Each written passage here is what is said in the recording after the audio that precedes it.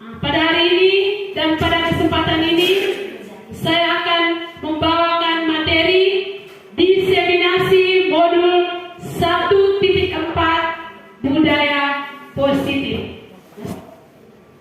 Tujuan saya melakukan kegiatan diseminasi modul 1.4 budaya positif ini adalah memang ini merupakan tugas kami untuk melakukan aksi nyata di sekolah tempat kami mengabdi. Itu yang pertama.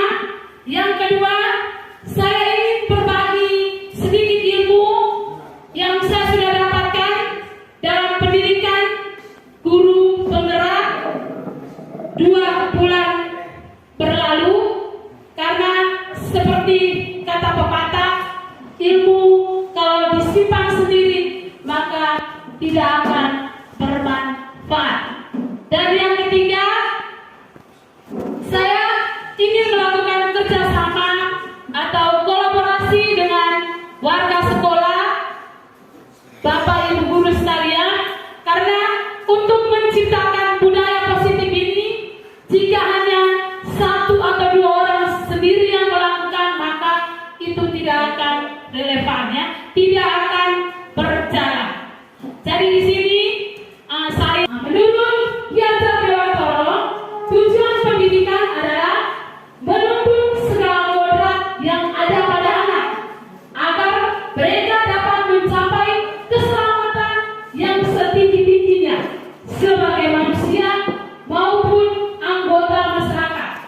Oleh sebab itu, kita sebagai pendidik hanya dapat menuntun tumbuh dan hidupnya kekuatan kodrat yang ada pada anak-anak agar dapat memperbaiki lakunya, bukan dasarnya, ya Bapak Ibu, karena anak-anak itu dasarnya sudah ada, mereka sudah mempunyai kodratnya masing-masing saat mereka dilahirkan, ya, atau hidup dan tumbuhnya kekuatan kodrat anak-anak. Kita guru di sini hanya sebagai menuntut. Mungkin menurut pemahaman Bapak Ibu, apa itu menuntun, Bapak Ibu? Menuntun itu dia sama seperti dengan kita buat apa? Kita membimbing, ya Bapak Ibu. Ya, dari di sini tugas kita guru itu hanya mengarahkan, hanya membimbing. Kita bukan menuntut, ya Bapak Ibu. Jadi itu tujuan pendidikan yang diharapkan oleh Ki-Hajar Dewantara. Oke Bapak Ibu, ya. Apa makna budaya positif? Apa contoh penerapan budaya positif yang kita terapkan? Baik Bapak Ibu, apakah di lembaga kita ini kita sudah menerapkan budaya positif? Sudah Bapak Ibu, ya. Yang sementara kita jalankan, ya, kita menerapkan budaya 5S, Bapak Ibu, yang setiap pagi, ya. Oke Bapak Ibu. Oke, di sini budaya positif, ya.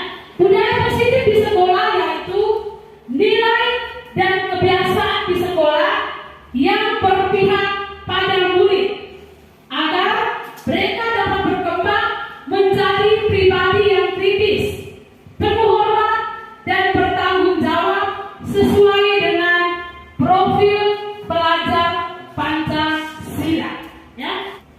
Oke Bapak Ibu, pada hari ini dalam budaya positif ini ada 7 konsep yang sudah kami pelajari, ya.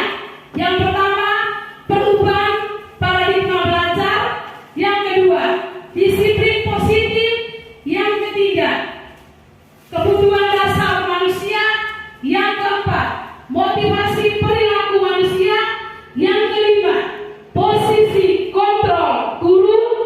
Yang keenam, keyakinan kelas. Dan yang ketujuh, segitiga restitusi. Kita lanjut. Yang pertama, pembelajaran dengan paradigma baru, ya. Bapak Ibu, sebelum dari sini, dulu biasanya pembelajaran itu dikatakan teacher center. Mungkin guru bahasa Inggris bisa menerjemahkan teacher center berarti pembelajaran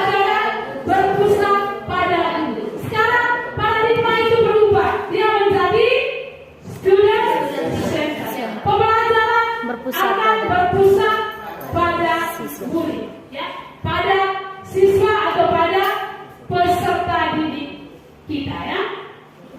Oke. Pembelajaran dengan paradigma baru dirancang berdasarkan prinsip pembelajaran yang berdiferensiasi ya. Pembelajaran dengan berdiferensiasi ini bukan hal baru lagi untuk kita.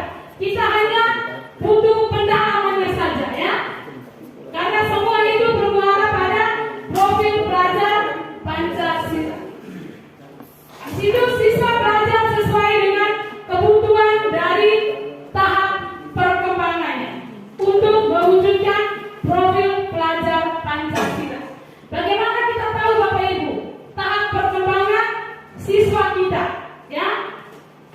Yang pertama dalam pembelajaran diferensiasi, yang pertama yang kita lakukan adalah kita melakukan apa Bapak Ibu? Asesmen apa?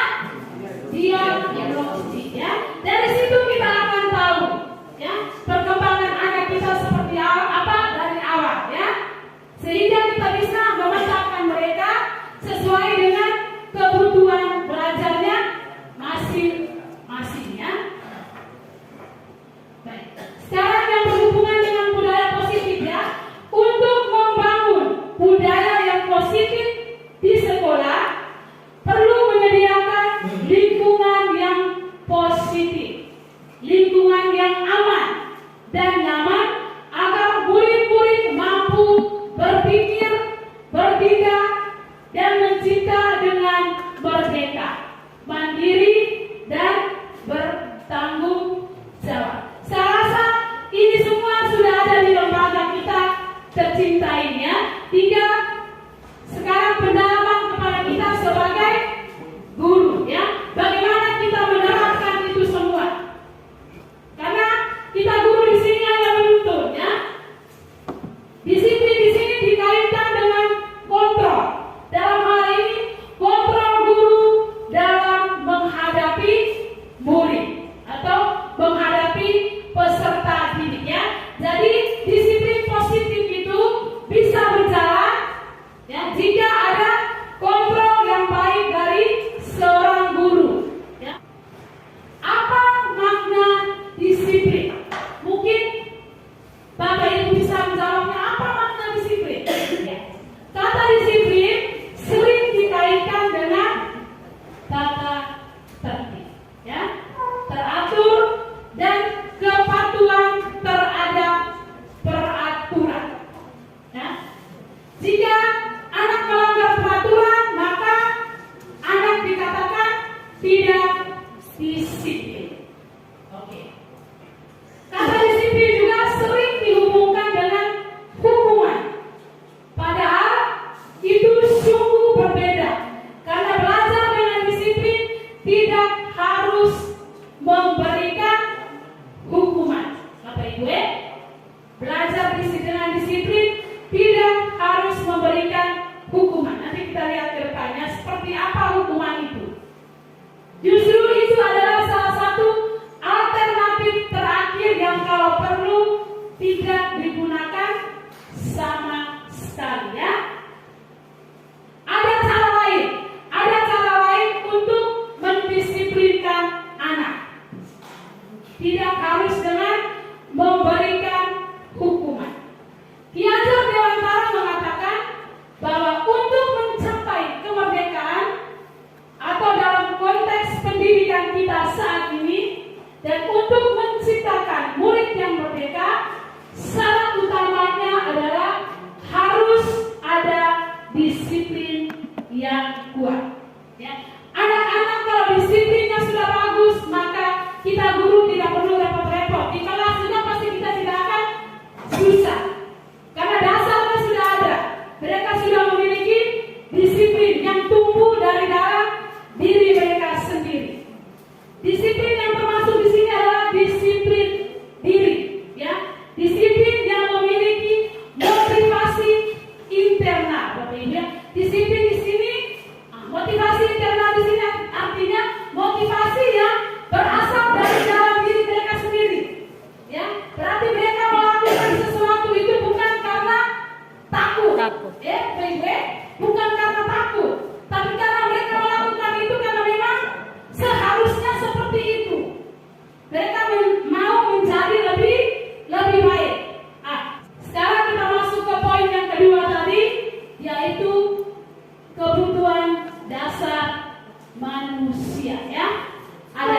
kita kasih apa diterima, ada kesenangan, ada penguasaan, ada kebebasan. Kita akan lihat satu persatu Bapak Ibu ya. Oke, yang tadi ada satu di tengah itu bertahan hidup ya. Yang pertama kita lihat apa itu kebutuhan bertahan hidup ya. Kebutuhan bertahan hidup di sini kebutuhan yang bersifat fisiologis ya, hanya untuk bertahan hidup, misalnya kesehatan, rumah dan makan ya. Tapi kita makan ini hanya untuk bertahan hidup ya, bukan makan untuk kenyang. Kenyang itu juga bikin kita untuk bisa tetap hidup ya Bapak Ibu. Oke, yang kedua cinta dan kasih sayang ya, kebutuhan untuk diterima. Kebutuhan ini ya adalah kebutuhan psikologis, kebutuhan untuk mencintai dan memiliki, meliputi kebutuhan akan hubungan dan koneksi sosial ya, kebutuhan untuk memberi dan menerima kasih sayang, dan kebutuhan untuk merasa menjadi bagian dari satu kelompok ya. Ini lebih pasnya ya, kita lanjut dulu. Yang berikut penguasaan. Penguasaan di sini adalah kebutuhan pengakuan atas kemampuan. Kebutuhan ini berhubungan dengan kekuatan untuk mencapai sesuatu, menjadi kompeten, menjadi terampil, mau diakui atas prestasi dan keterampilan kita ya. Kebutuhan ini, kebutuhan penguasaan ini adalah salah satu kebutuhan yang perlu kita hindarkan Bapak Ibu ya. Perlu kita hindarkan dalam diri peserta didik kita ya. Kebutuhan untuk yang sama seperti saya jelaskan tadi, mereka mau diakui, mau berprestasi karena mereka hanya mau dipuji ya, hanya mau dipuji ya. Ini kebutuhan yang perlu dihindarkan Bapak Ibu. Yang berikutnya adalah kebebasan, kebutuhan akan pilihan. Kebutuhan untuk bebas adalah kebutuhan akan kemandirian, otonomi, memiliki pilihan, dan mampu mengendalikan arah hidup seseorang. Baik Bapak, ini kebutuhan yang sangat penting yang harus kita tanamkan dalam diri peserta didik kita ya. Peserta didik kita harus memiliki kebebasan ya, harus mandiri,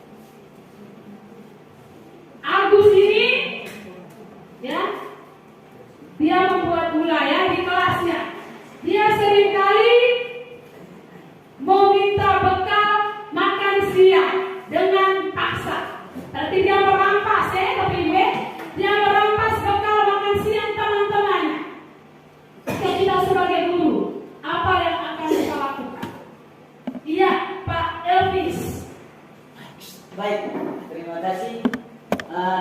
Yang pertama kalau yang saya lakukan itu yang pertama panggil yang bersangkutan dulu. Datang kita berbicara dari hati ke hati. Di situ kita akan menemukan, oh pantas dia melakukan. Dia perkiraan saya sebelum saya panggil dia datang itu, dia melakukan itu karena tidak membawa bekalnya. Maka mau tidak mau, dia harus membuat dengan cara kekerasan sehingga dia bisa memenuhi kebutuhan pribadi. Oke, terima kasih Pak Elvis ya. Jadi yang dikatakan Pak Elvis itu benar ya? Baik, berdasarkan tulis di atas itu, kalau kita amati Agus ini belum tentu dia bawa bekal atau tidak, karena tidak disebutkan di atas itu bahwa dia bawa bekal atau tidak. Ya kita lihat kalau andaikan dia bawa bekal, berarti anak itu sukanya membuli. Dia kemungkinan tidak kekurangan kasih sayang, sehingga di sekolah saja dia bisa gitu. Dia hanya menarik dan memaksa hanya untuk membutuh perhatian dari orang lain untuk dia. Apakah kasih makanan atau tidak? Kalau dia tidak dia bawa makanan, tetapi tetap tarik temannya, makanan temannya. Seperti itu. Oke, terima kasih Pak. Luar biasa, tepuk tangan dulu untuk kedua orang kita ya. Jadi seperti itu Bapak Ibu ya. Langkah pertama kita harus memanggil anak itu ya, berbicara dari hati. Kalau kita tidak berbicara dari hati, kita tidak akan pernah tahu apa yang anak ini hadapi ya.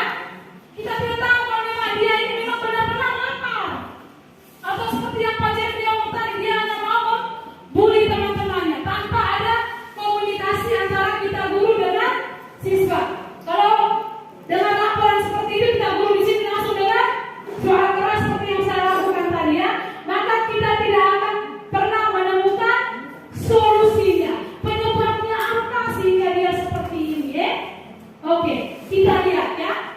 Dalam konteks penerapan disiplin positif, Ibu Ani sebaiknya mencari tahu alasan Agus melakukan tindakan tersebut agar mengetahui kebutuhan mana yang sedang berusaha dipenuhi oleh Agus. Ya, Bapak Ibu ya. Oke. Dalam komunikasi ya, jika Agus menjawab karena ia lapar dan orang tuanya tidak membawakannya bekal makan siang, maka Agus ini dia membutuhkan kebutuhan apa? Bertahan hidup. Kebutuhan yang pertama tadi. Terus, jika Agus menjawab karena ia senang temannya jadi memperhatikan dia, seperti yang dikatakan Pak Jeffrey tadi ya, maka di sini dia membutuhkan kebutuhan apa?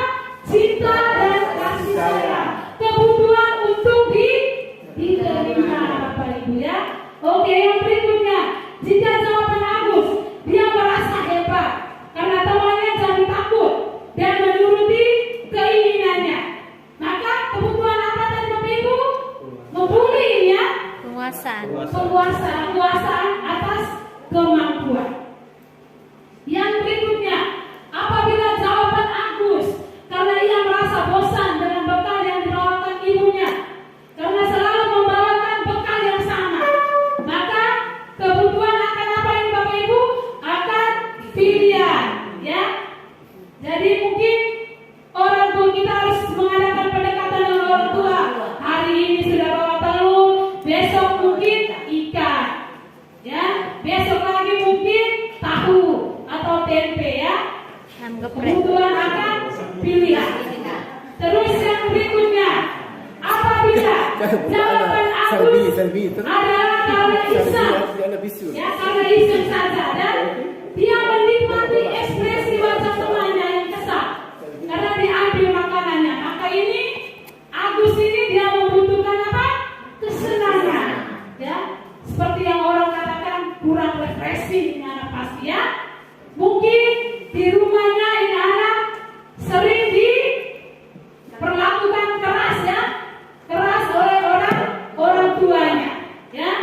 Kesenangannya dibatasi. Oke, bisa ya Bapak Ibu ya. Jadi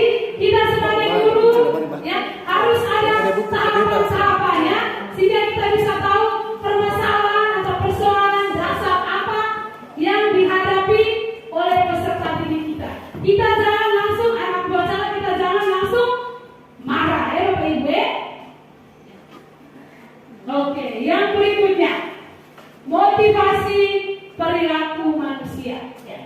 Motivasi di sini merupakan dorongan yang timbul pada diri seseorang secara sadar atau tidak sadar untuk melakukan suatu tindakan dengan tujuan tertentu. Ya, ini seperti yang saya katakan tadi, Bapak Ibu. Ada dua motivasi, yaitu ada motivasi eksternal atau berasal dari luar, ada motivasi internal berasal dari dalam atau sering disebut dengan motivasi intrinsik. Ya, motivasi eksternal di sini misalnya seperti tadi, anak melakukan sesuatu hanya karena ingin mendapatkan penghargaan, hanya karena rasa takut, ya, hanya karena ingin mendapat pujian. Ya, motivasi internal, ya Bapak Ibu, seperti yang saya katakan sebelumnya tadi, ya, motivasi intrinsik, ya, harus berasal dari dalam diri. Ya, saya melakukan ini karena saya mau baik. Saya belajar dapat nilai tinggi karena saya ingin pintar. Saya ingin anak yang sukses. Bukan saya mendapat nilai tinggi karena saya hanya mau dapat puji dari guru saja. Ya, itu dia hanya belajar hari itu dapat nilai tinggi, setelah itu besok tanya lagi, dia tidak mungkin akan ingat karena dia belajar hanya untuk dia mengikuti ujian saat itu. Besok lusa kembali bertanya lagi, pasti dia sudah lupa. Tapi jika anak yang belajar dengan hati, belajar hanya belajar karena mau sukses, dia pasti akan ingat. Ya Bapak Ibu, bisa ini? Oke. Motivasi intrinsik adalah motivasi yang tumbuh dari dalam diri individu, ya, atau peserta didik. Peserta didik yang termotivasi secara intrinsik melakukan aktivitas belajar karena aktivitas itu sendiri bukan seperti ingin mendapat hadiah atau karena takut akan hukuman. Misalnya belajar hal yang baru karena menganggapnya sebagai sesuatu yang menarik, sesuatu yang baik untuk pribadinya, bukan karena rasa takut akan sebuah hukuman.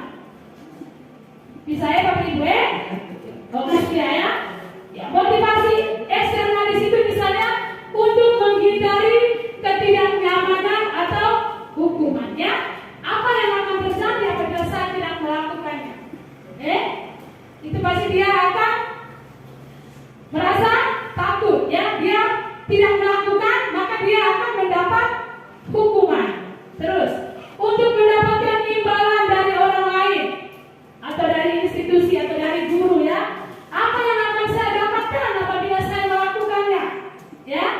Itu juga motivasi eksternal, ya. Melakukan sesuatu karena ada imbalannya. Kalau tidak ada imbalan, dia tidak akan melakukannya. Ya, lebih itu motivasi eksternal. Jadi, oke. Kalau motivasi internal ini untuk menghargai diri sendiri, menjadi insan sesuai harapan kita, ya. Itu merupakan tujuan dari disiplin positif. Saya akan menjadi orang yang seperti apa bila saya melakukannya, ya. Dia akan berpikir ke depan, dia melakukan sesuatu untuk dirinya sendiri, baik tidak untuk dirinya sendiri. Saya belajar untuk masa depan saya ke depannya, ya. Oke, gue. Jadi itu teori motivasi perilaku manusia, ya. Jadi ada dua berikutnya, keyakinan kelas, hukuman dan penghargaan. Mengapa tidak peraturan? Mengapa harus keyakinan? Kenapa kita tidak membuat peraturan kelas? Kenapa di sini kita harus membuat keyakinan kelas atau kesepakatan kelas? Bapak Ibu, terus diferensiasi sekarang kita harus membuat, terlebih dahulu kita harus membuat kesepakatan kelas atau keyakinan kelas. Kenapa bukan peraturan kelas, Bapak Ibu? Oke, kita lihat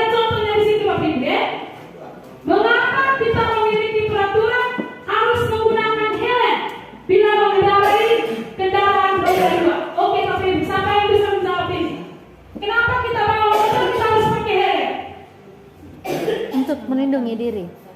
Untuk melindungi diri, ya. Pak Ardi, Supaya jangan kena tilang. supaya jangan kena tilang. Oke, dari dua jawaban ini, jawaban mana yang harus kita pakai? Melindungi organ kita. Kita harus melindungi diri, kita harus menjaga keselamatan. Bukan kita pakai helm karena takut Tilang. Oke? Kita punya keyakinan bahwa saya pakai helm supaya saya selamat. Ya? Bisa ya? Oke, jatuh pakai kan Bapak ya? Ya. Mengapa kita memiliki peraturan 3M? Menggunakan masker, mencuci tangan, dan menjaga jarak 1,5 meter. Ini juga sama Bapak Ibu ya? Ya? Menjaga keselamatan juga, menjaga kesehatan juga. Bukan karena peraturan pemerintah kita harus pakai masker, kita harus duduk jaraknya 1,5, dan itu Bapak Ibu ya? Dan ini saya yakin Bapak Ibu sudah bisa membedakan mana peraturan, mana keyakinan, oke? Oke, pembentukan keyakinan kelas ini ada yang langkah-langkahnya Bapak Ibu ya? Keyakinan kelas itu bersifat abstrak ya, daripada peraturan yang lebih rinci dan lebih konkret. Jadi dia abstrak Bapak Ibu ya? Keyakinan kelas berupa pernyataan-pernyataan yang universal. Ya. Pernyataan keyakinan kelas senantiasa dibuat dalam bentuk kalimat positif. Ya. Bapak Ibu mungkin selama ini ada Bapak Ibu yang sudah membuat keyakinan kelas. Ya. Saya juga pernah buat Bapak Ibu. Ya. Tapi di situ kita belum menggunakan kalimat-kalimat positif. Misalnya, 1. Dilarang membuang sampah di sembarangan tempat. Itu salah satu kalimat yang pasti ya Bapak Ibu. Karena di situ ada kata dilarang. Bisa menggunakan kalimat positif, misalnya menjaga kebersihan. Baik, untuk keyakinan kelas ini kita bukan menjadi suatu yang pakai Bapak Ibu. Kita dapat meninjaunya dari waktu ke waktu ya. Jadi ini keyakinan kelas ini bisa dilakukan oleh guru mata pelajaran, bisa juga dilakukan oleh wali kelas. Sekarang konsep disiplin dengan identitas yang gagah, ya. Mungkin yang selama ini sudah kita lakukan, tapi itu dianggap tidak pas. Bapak Ibu, itu dianggap tidak pas, ya. Karena hukuman itu dia akan menghasilkan sesuatu yang menyakitkan, ya. Terus hukuman itu dia bersifat mendadak, ya. Tidak ada kesepakatan sebelumnya. Kalau terlambat kita harus suruh anak-anak Cabut rumput. atau lari keliling lapangan, ya. Oke. Terus yang berikutnya, timbul rasa tidak nyaman, ya. Yang berikutnya, anak-anak akan merasa takut dan dia bersifat memaksa, ya. Dan juga salah satunya lagi, murid menyembunyikan kesalahannya. Murid akan menjadi anak yang tidak jujur, akan menjadi rendah diri, apalagi dihukum di depan teman-temannya. Oke, yang berikut penghargaan, ya. Jadi jangan berpikir penghargaan itu sah-sah saja Bapak Ibu. Penghargaan itu tidak happy, ya. Ya. Jika guru mata pelajaran yang di depan bertanya, terus dia mengiring-iring, siapa yang menjawab, Ibu akan kasih permen, ya.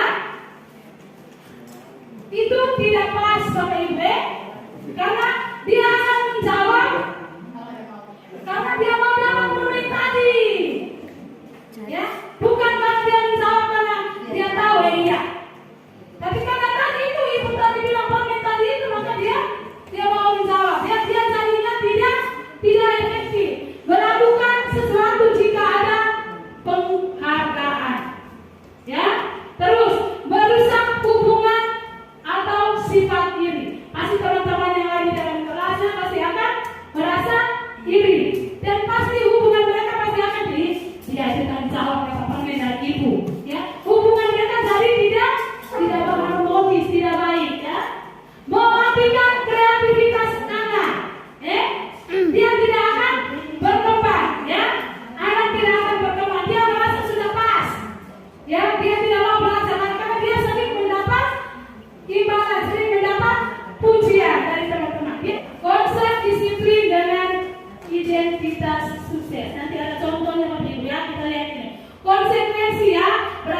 sesuatu yang telah disepakati bersama.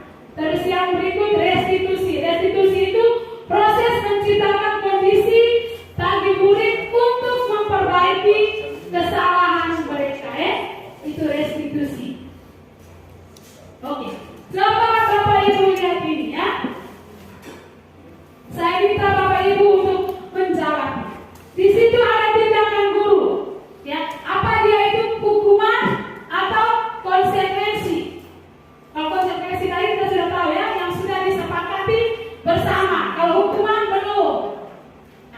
Oke, mencatat 100 kali dan di dalam buku kalimat. Saya tidak akan terlambat lagi karena terlambat ke sekolah ya. Oke Bapak Ibu, ini dia termasuk hukuman atau konsekuensi? Hukuman.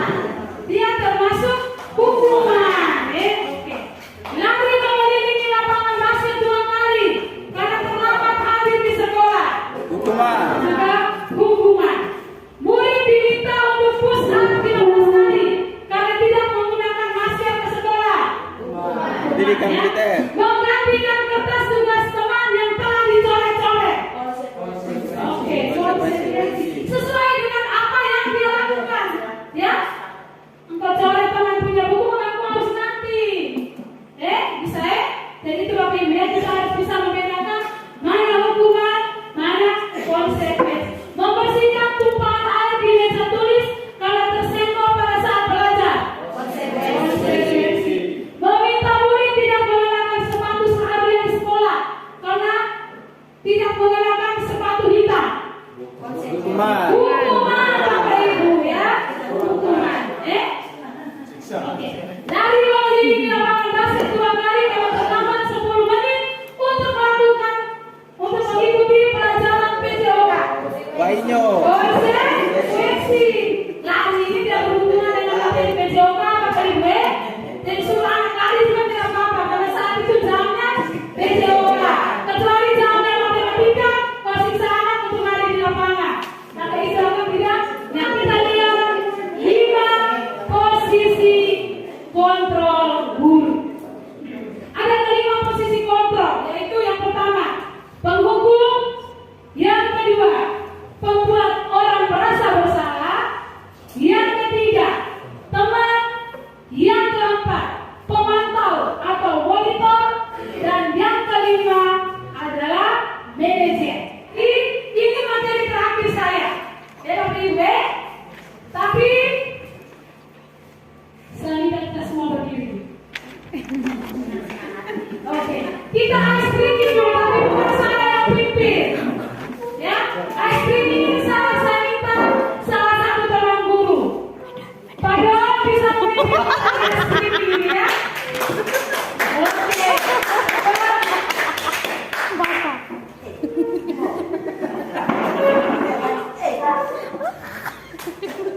Ayo kita buat apa saja.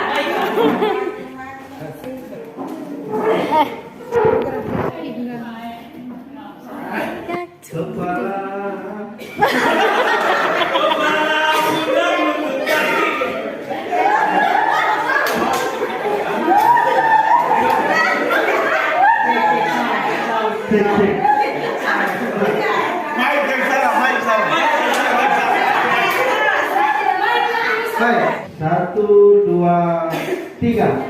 Kepala, pundak, lutut, kaki,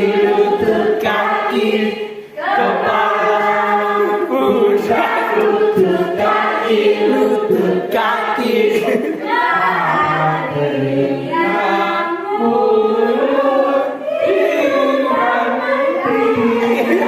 Kepala, pundak, lutut, kaki.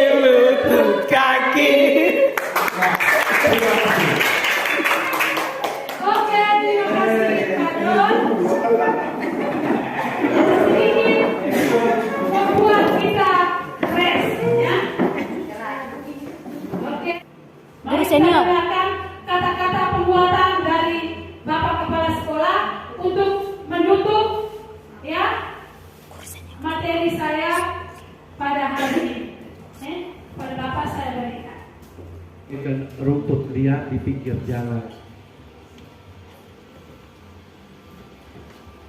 Yang saya kasih contoh yang lalu, dengan memeluk pundaknya atau memegang kepalanya dalam kata diam, dia merasa suatu kekuatan yang mengalir. Bapak Kepala Sekolah, Ibu Wakil Kurikulum, dan teman-teman semua sudah bersedia mendengarkan materi yang saya bawakan pada hari ini, dan semoga bisa membawa perubahan bagi kita semua dan bagi lembaga kita tercinta ini. Terima kasih, saya kembalikan kepada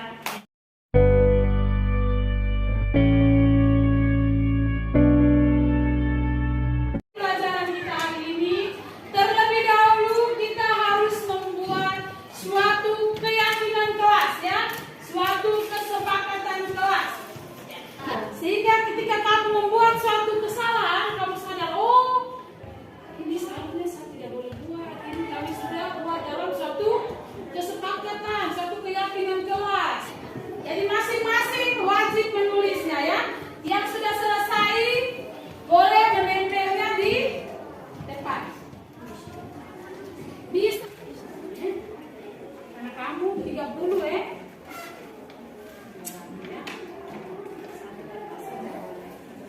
No. Yang lain.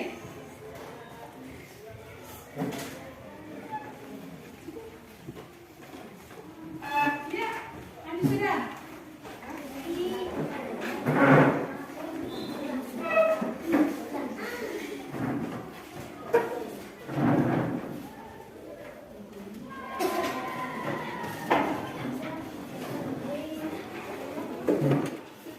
Satu, jangan membuang sampah sembarangan.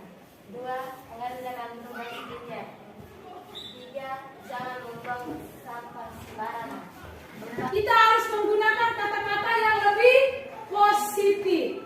Ya, bisa paham ini? Dari misalnya, jangan membuang sampah sembarangan. Ya, kita bisa menggunakan kata-kata yang lebih positif. Misalnya apa? Buanglah sampah pada tempatnya, atau menjaga kebersihan. Itu juga bisa, ya. Oke, silakan dibaca bersama dari 1 sampai 10. buanglah